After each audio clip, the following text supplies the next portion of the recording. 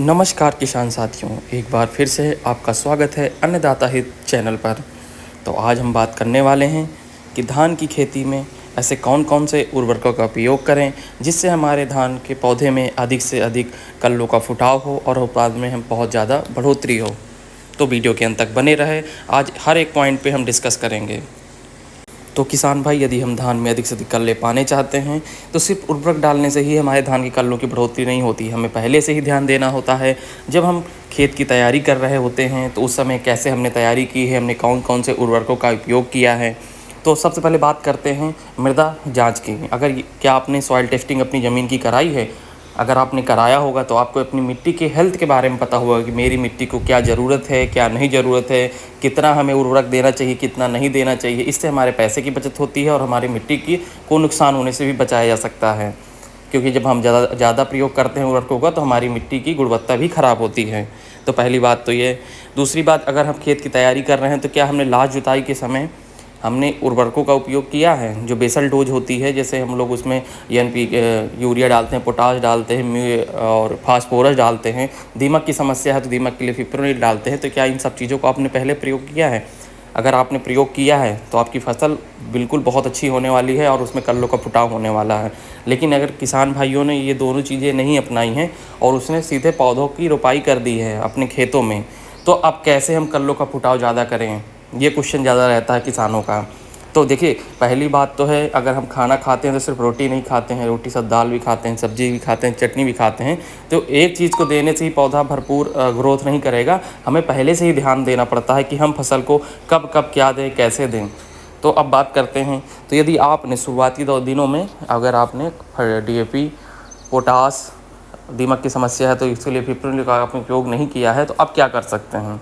तो अब ये है कि आज की डेट में तरल उर्वरक मार्केट में आ चुके हैं जिस कंपनी पर आपको सबसे ज़्यादा विश्वसनीय है आपके लिए, इफ़को की कंपनी ने नए यूरिया प्लस भी लॉन्च किया है, इफ़को DAP भी लॉन्च किया है और सागरिका आता है उनका, जो हम जाइम बाल्टी लाते हैं। पता नहीं बाल्टी में धूल भरा है कि मिट्टी भरा, आप चेक नहीं कर पाते हैं। आजकल मार्केट में बहुत कालाबाजारी हो रही है।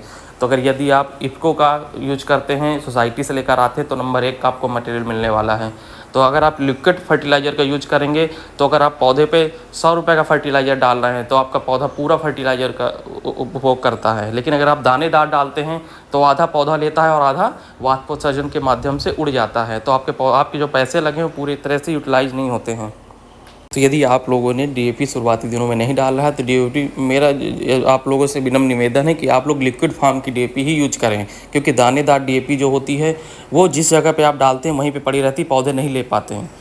क्योंकि फास्फोरस का काम होता है जड़ों का विकास करने, जड़ें नीचे होती हैं। आप फेंकेंगे सिर्फ 18% नाइट्रोजन ही पौधे को मिलेगा और पौधा ग्रोथ करेगा। आपको लगेगा हमारी DAP काम कर रही है, बट जो फास्फोरस है जो पौधों को चाहिए, जो पौधे के लिए बहुत ज़रूरी है, वो नहीं मिल पाता है। तो इसलिए अगर आप लिक्विड देते हैं तो 100% पौधा लेगा और आपकी ग्रोथ अच्छी होगी।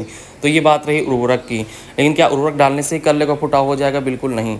जब हम शुरुआती दिनों में हम वैरायटी का चयन करते हैं तो हमने कौन सी वैरायटी ली है, क्योंकि मार्केट में बहुत सी वैरायटी आ रही हैं। तो जैसे देख रहे हैं यहाँ पर हमने शक्ति ताज का उपयोग किया है। ये शक्ति कंपनी है, ताज वैरायटी है। इसका उत्पादन इतना ज़्यादा है कि इसकी डिमांड बहुत ज़्यादा रहती है। सीजन में वैरायटी मिलना मुश्किल हो जाती है यदि आपने पहले से बुकिंग नहीं की है, पहले से आपने परचेज करके नहीं रखी हुई है। इस वैरायटी का जो उत्पादन है वो 30 कुंटल से भी ज़्यादा होता है।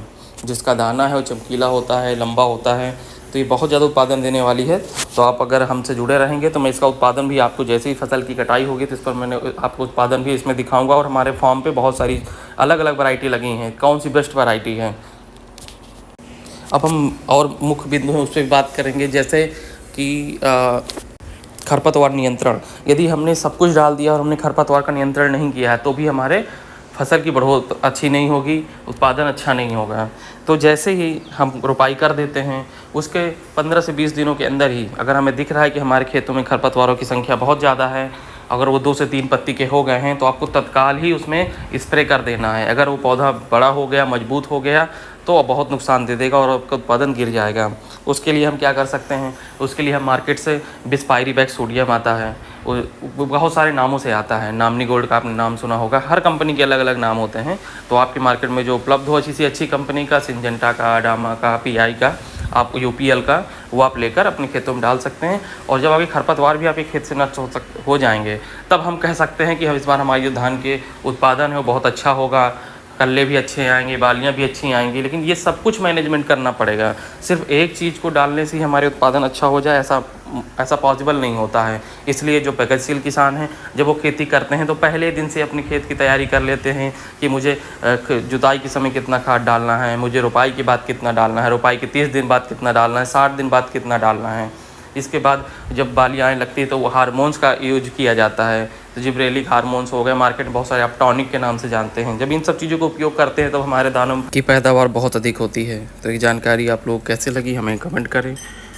ऐसे इस वीडियो हम आप लोगों के लिए नए नए लाते रहते हैं। तो चलिए मिलते हैं आपसे फिर नए वीडियो में, तब तक के लिए सब लोगों को राम राम, धन्यवाद, जय हिंद।